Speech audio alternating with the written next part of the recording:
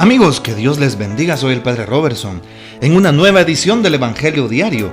Estamos al lunes 6 de septiembre. El texto que se presenta para hoy está tomado del Evangelio según San Lucas, capítulo 6, versículos del 6 al 11. Un sábado, Jesús entró en la sinagoga y se puso a enseñar. Había allí un hombre que tenía la mano derecha paralizada. Los escribas y fariseos estaban acechando a Jesús para ver si curaba en sábado y tener así de qué acusarlo. Pero Jesús, conociendo sus intenciones, le dijo al hombre de la mano paralizada: «Levántate y ponte ahí en medio». El hombre se levantó y se puso en medio. Entonces Jesús les dijo: «Les voy a hacer una pregunta. ¿Qué es lo que está permitido hacer en sábado? ¿El bien o el mal? ¿Salvar una vida o acabar con ella?». Y después de recorrer con la vista a todos los presentes, le dijo al hombre: «Extiende la mano». Él la extendió y quedó curado. Los escribas y fariseos se pusieron furiosos y discutían entre sí lo que le iban a hacer a Jesús. Esta es palabra del Señor. Gloria a ti, Señor Jesús. Bien, nos encontramos aquí de nuevo la discusión en torno al día sábado. Siempre hay una tensión sobre el sábado. ¿Por qué? Porque los judíos insisten en las normas extrínsecas del día sábado. Recordemos que habían dos tipos de escuelas rabínicas que colocaban las normas sobre el día sábado y que no precisamente estuvieran reflejadas en la ley, en la Torá, lo que conocemos nosotros como el Pentateuco. No, sino eran normas que ellos mismos habían puesto para que la persona, para que el judío observara a cabalidad las leyes, las rúbricas, y de esa manera fuera más puro, más santo, entre comillas, delante de Dios. Qué importante es lo que Jesús hace en este día. Jesús no solamente se queda en la norma extrínseca, Jesús se salta una norma. ¿Por qué? Porque se da cuenta que los hombres las han impuesto y ni ellos mismos las pueden cargar, las pueden llevar. Solo andan juzgando a las personas para ver que las cumplan como si fueran jueces de los demás. Pregúntate, hermano, ¿será que yo me he convertido en juez de los otros? ¿Será que me he convertido en juzgador de los demás? ¿En una persona que solo pone su mirada en los demás para ver si se equivocan o no? ¿No estaré tomando una actitud farisaica al respecto? Así es. Los fariseos solamente, dice el texto de hoy, se fijaban en Jesús y discutían cómo hacerlo caer. Sí, estaban acechando a Jesús para ver si curaba y así tener de qué acusarlo. Y al final dice el texto, discutían furiosamente lo que iban a hacer con Jesús. Bueno, ya sabemos el desenlace de toda la historia. Cómo Jesús es llevado por falsos testigos al Sanedrín y pues es condenado a muerte. Bueno, hoy me da mucho gusto también tocar una parte del comentario bíblico de San Pablo, que de ediciones San Pablo sobre todo, que se nos da para este día, que me parece que es un contenido muy sabroso, muy rico para cada uno de nosotros.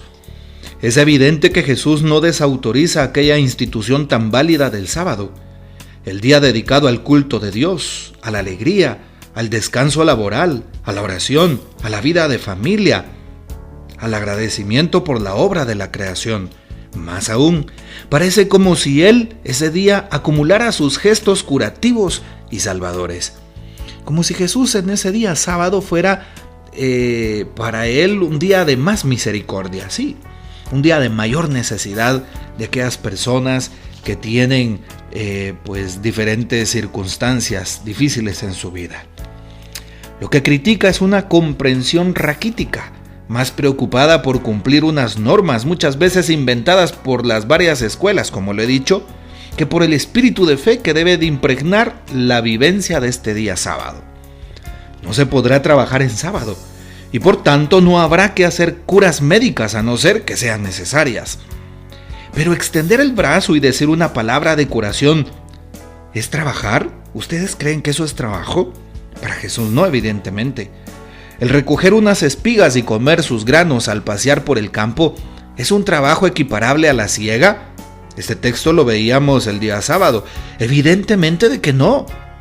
Más bien recogen espigas los discípulos que acompañan a Jesús porque tienen hambre. Las escuelas de los fariseos habían llegado a interpretar el sábado convirtiéndolo en día de preocupación casuística, en vez de en día de libertad, en día del Señor, en día de ofrecernos de corazón y con amor a Él. Jesús enseña actitudes más profundas, más preocupadas por el espíritu que por la letra.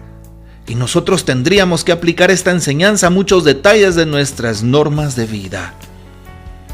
El Señor nos dice en el Salmo 50, y lo traigo a la luz de nuevo: misericordia quiero y no sacrificios. Así es. Qué importante es entonces observar el amor de Dios y cumplir su voluntad. ¿Cuál es la norma de oro en la palabra de Dios? Lo encontramos precisamente en el texto de San Mateo 7. La norma de oro es: haz a los demás lo que quieras que te hagan, y no hagas a los demás lo que no quieras que te hagan. Si le preguntáramos hoy a Dios, como nos da nota Jesús, ¿cuál es el mandamiento más importante? Amar a Dios sobre todas las cosas y amar al prójimo como a ti mismo. Así lo dice Jesús. Y si nosotros realmente nos preocupamos en estos mandamientos que he manifestado, nos damos cuenta que lo importante es velar por la salud del otro, y no solo por su salud física, también por su salud espiritual. Preocuparnos por la salvación del prójimo, preocuparnos por el alma de aquella persona que está cerca de mí, por mi familia, por mis compañeros de trabajo, mis compañeros de estudios, por mis hermanos de iglesia, de comunidad, por mis amistades más cercanas, por todas las personas que tengo a mi alrededor. Así es. Y por eso hoy estamos invitados no solamente a quedarnos con ese juzgar al otro y ver todo lo adverso que hace, no, ni Dios hace eso. Nos damos cuenta cómo en el capítulo 8 del Evangelio según San Juan, toda la multitud ya había juzgado a aquella mujer pecadora, sí. Llevaban piedras en la mano y querían apedrearla. Y de nuevo los fariseos le hacen una pregunta capciosa a Jesús para tener cómo juzgarlo. Maestro, ¿qué hacemos con esta mujer? Moisés en su palabra, en la ley, nos dice que la apedreemos. ¿Y qué dice Jesús? El que esté libre de pecado tire la primera piedra. Ni Jesús mismo, oigamos bien, ni Dios mismo, ¿sí?, juzga a aquella mujer. Ni Dios mismo se atreve a condenar los hechos de aquella mujer. ¿Y por qué tú y yo somos como los fariseos, siempre criticando, siempre bajándole el pellejo, decimos normalmente, al otro, siempre fijándonos en sus tropiezos, siempre tratando de hacerlo caer con nuestra lengua? Jesús no se atreve a criticar, a juzgar y mucho menos a condenar a aquella mujer. Y Jesús hoy, ¿qué es lo que hace? Actúa con amor. La coherencia que Jesús tiene. Por eso cuando Jesús dice, ama a Dios sobre todas las cosas, y también ama a tu prójimo como a ti mismo, está amando primero a aquella mujer, según el texto de San Juan 8, y no la juzga. Hija mía, tus pecados te son perdonados, vete y no vuelvas a pecar. Sí, yo tampoco te juzgo, le dice Jesús. ¿Alguien te condena? Nadie, Señor, yo tampoco te condeno, vete y no vuelvas a pecar. Lo mismo hace Jesús en el texto de hoy. Ve que aquel hombre está necesitado. Jesús mira el problema y la necesidad humana en primer lugar. A Jesús, ¿será que le interesa fijarse en lo que ha hecho aquel hombre? No.